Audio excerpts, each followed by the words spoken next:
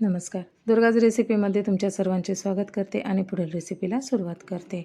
तर इथे मी 1 वाटी हरभरा डाळ व 1 वाटी मुगाची डाळ एका मोठ्या भांड्यामध्ये काढून 2 पाण्याने स्वच्छ अशी धुवून घेतलेली आहे व भिजण्यासाठी भरपूर असे पाणी घालून आपल्याला ती 5 ते 6 तास भिजवून घ्यायची आहे.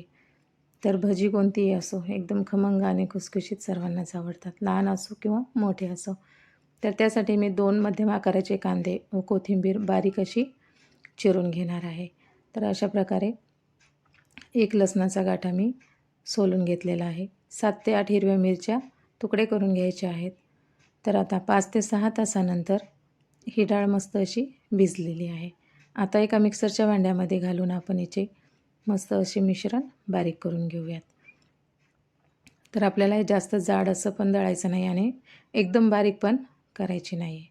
तर अशा प्रकारे उरलेली डाळ घालून त्यामध्ये हिरव्या मिरच्या व लसूण घालून आपण याचीसुद्धा पेस्ट तयार करून घेऊयात. 1 मक्याचं कणीस त्याचे दाणे काढून घ्यायचे आहेत किंवा चाकूने आपण त्याला अशा प्रकारे चिरून पण घेऊ शकतो. तर आता एका मिक्सरच्या भांड्यामध्ये आपण याला बारीक करून घेऊया, जशा आपण डाळी बारीक केल्या होत्या.